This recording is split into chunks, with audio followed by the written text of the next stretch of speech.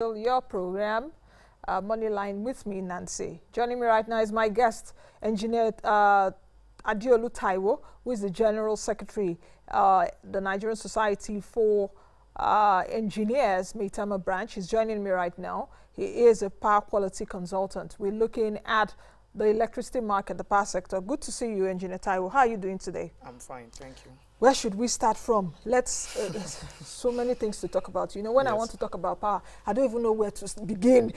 Because if we chronicle, okay, let me take from 2013, or if we chronicle from even 2005 and all of that, we do know that the discos, according to the data that I have, the discos revealed that there is a shortfall of about 1.3 trillion naira.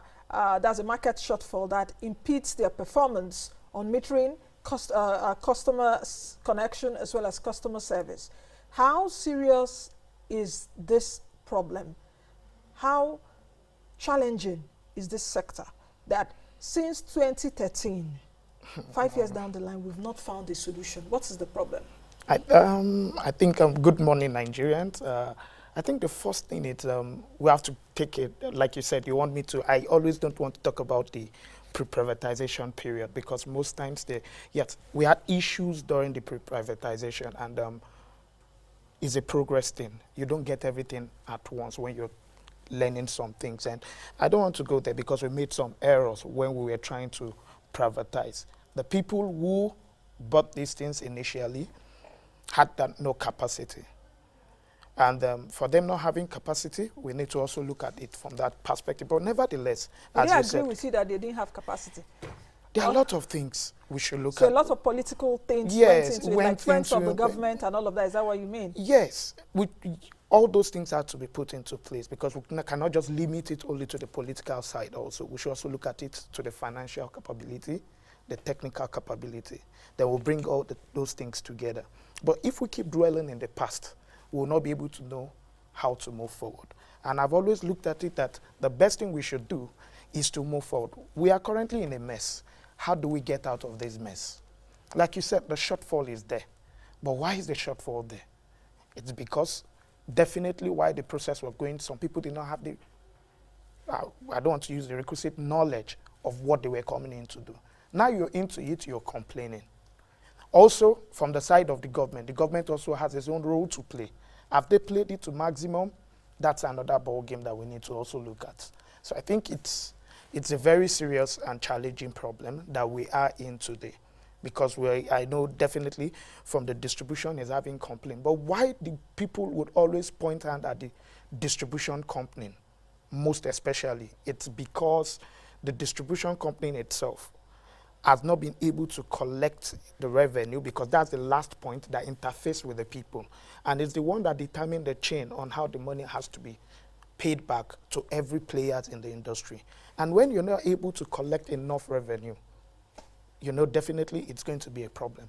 The government had come with a lot of ways to help out, yes, but you're not still doing how you're supposed to do. It's always complaint today. What exactly should be done? Because if we're zeroing on the discos for a while, you know, the discos have also run the investment by Rural Electrification Agency in rural areas. They did say that instead of using that $350 million by the World Bank, for example, World Bank Fund, to address the deficit in the electricity market, you know, that it should be given to the rural REA. It should be given to REA, or it should be given to them. You know, the thing is, the electricity financial model, yes, did we get it wrong from the start? Because you're looking at the financial model, so much money have gone into the sector since 2013. Yes. Yet we've not really, you know, we don't really have a headway in terms of the finances. The financial model seems to be very, you know, not right. Yes, if we, from the onset, I think from the beginning of the privatization, as you talked about, had an issue at the onset when liquidity became an issue. How are we saying that? Is because, for instance, when they collected their revenue, how do they also dispose back this revenue to them? These are issues that came up. Now, the distribution company is complaining about technical losses and collection losses. That has to do with the revenue, how they collect their revenue.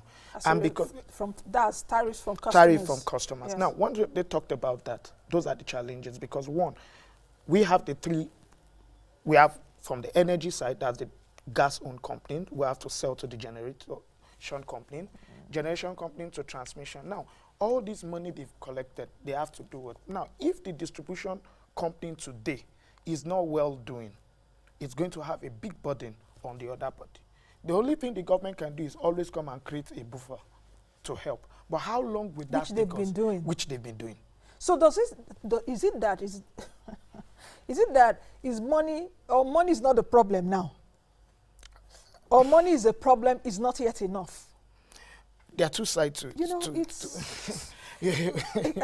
this electricity sector, I try as much when I look at the sector to understand and gauge what is happening. So is it that you understand my question? I understand your question. Now, you see, there are two sides to it. Now, the first thing is, I will come from the technical side of it.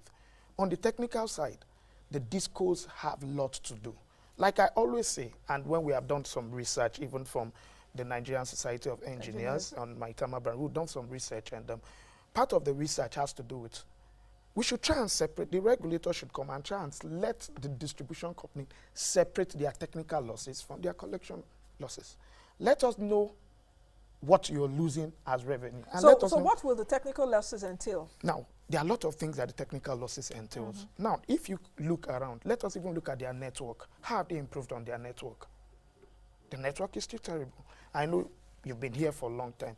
When you come down from your house to this place, as the lines, the overhead lines improved, they're still remaining the same. There are losses along that place. There's what we call, there's what we call power quality parameters. These are the standards that they use in gauging how the quality of power is. Now, you're going to be losing funds or revenue on technical losses if you are not being able to take care of these power quality parameters. And what are the parameters? That has to do with your voltage sag. It has to do with your power frequency. You get what I'm saying? Yes. These are issues that also people who want to buy energy from you will not be able to purchase from you, because quality is an issue.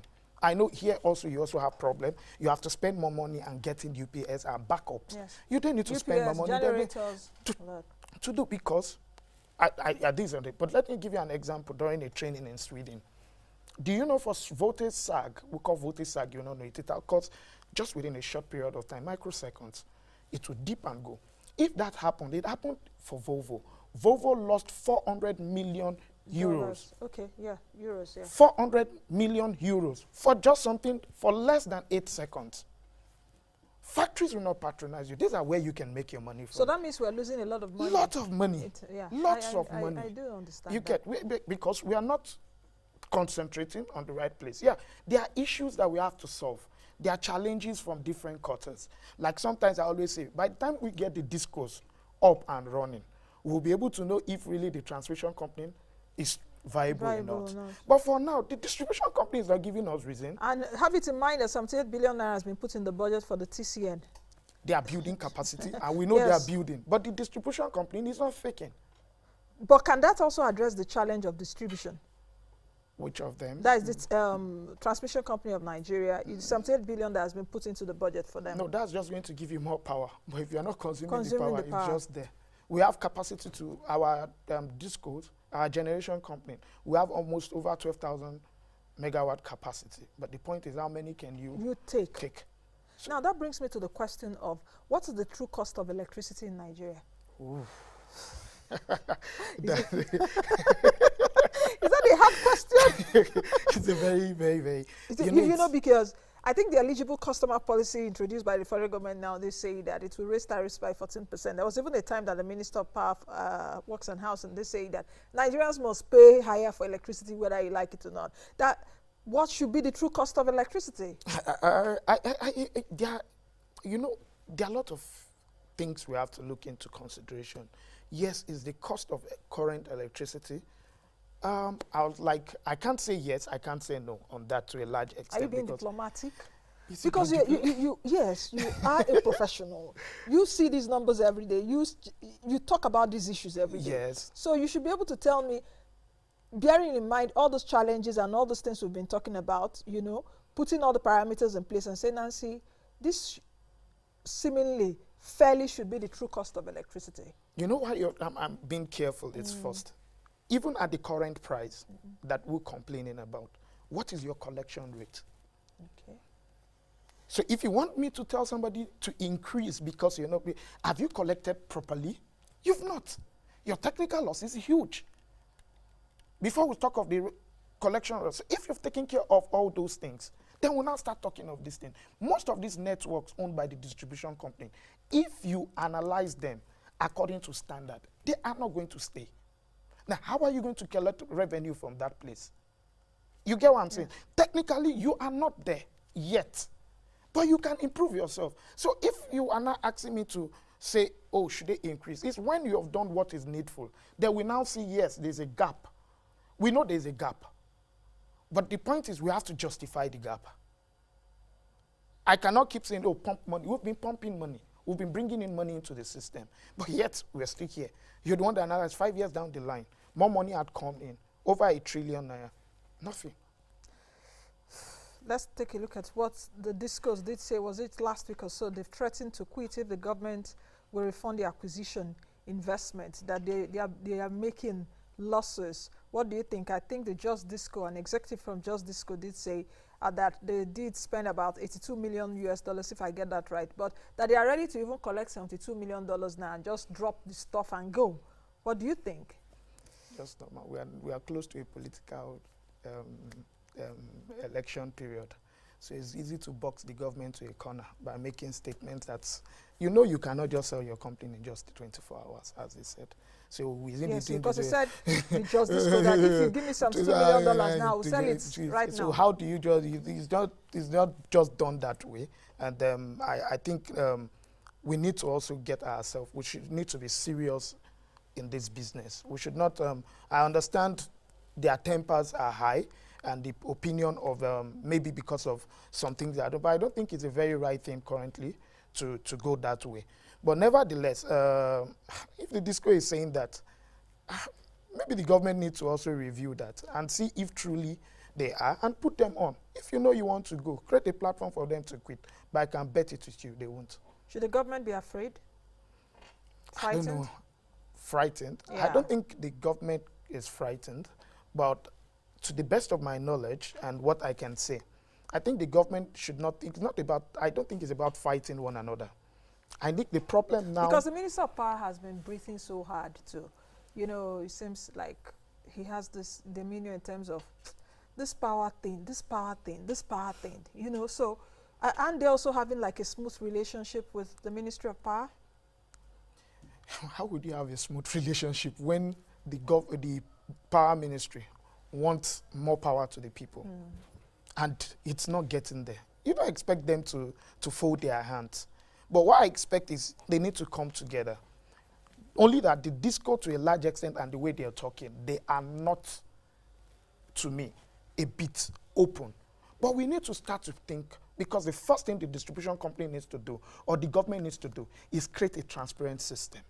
The discos are not transparent enough. If there's no transparent, not only in the disco, even in the sector entirely, let there be enough transparency. Let there be transparency in the disco, let it be in the regulator, generation, transmission. When there's enough transparency, but the transparency, interesting enough, had to start from the disco. How? All customers must be metered. Is that can that be achievable? It can. Because even some customers now bypass, and there's a lot of also electricity theft. That is the business of the disco. Disco. It's you to think of, you built this place, and anybody comes, it's your duty to, I came in and they are security men. It's your duty to also protect it. There are ways you can protect energy theft, and there are laws that have been passed to prosecute energy theft. So they've given you everything. They cannot also go and start doing your job. You need to sit up on what you need to do. Let's take a look at NEC's role in positioning the sector. NEC also has been breathing hard in the past few weeks, coming hard on the discos. I also do know that NEC has fined the discos over, I think, 134 million naira so far. Has NEC been forthright in terms of positioning the sector? There are challenges. On the part of NEC? Yes, also. NEC too also There are challenges. How? Capacity. You get? We need to also see how we could also improve. And there are a lot of things that NEC needs to do. Enforcement of the regulations. It's not, when you say fine, I'm saying good, but while you're enforcing, there are technical, like take for instance, I talked about the power quality. Under power quality, there are parameters that next regulation gives that has been stated, and those next regulation needs to be addressed. How do you effect those your regulations? You get, like when I talk of voting, in one of our research that I told you we did, in 2 weeks alone, we had 423 dips. Why? During that training I was telling, in the whole of Europe in a year, in their copper industry, they had only 8 dips and they lost 150 billion euros. Imagine in 2 weeks what we are losing. So NEC needs to increase their capacity on enforcement. Yeah, we know they are challenging, but we have to look for ways to enforce. Like I told you, the overhead lines there that come in here, but check the contacts. Are they properly? No. How is the SAC different? These issues are there, but these are things that we need to go out and check. You know, it's a terrible situation, because I think at the end of the day, what really matters is that Nigerians are not getting adequate value for money right now. Customer service is not as much as it should be. Nigerians are also spending more money in terms of generating their own electricity. Because I do know that Nigerians spend about 1.56 trillion naira yearly to fuel their generators. That's the data that I have. 1.5 trillion. I didn't say billion. 1.5 trillion naira to fuel generators. About 60 million Nigerians own generators. So it's really a very, very big challenge right now. And it's seeming that no one can actually solve the problem, even administrations down the line. Anyway, so many things to talk about. Your final comment before I just go quickly to comments on Twitter. Okay. Nevertheless, I think the government, that's the regulator, and the players in the industry need to sit down and come together and see how we can look at this thing holistically. And while we're doing it, create a transparent system. If it's not transparent, we'll keep having this issue.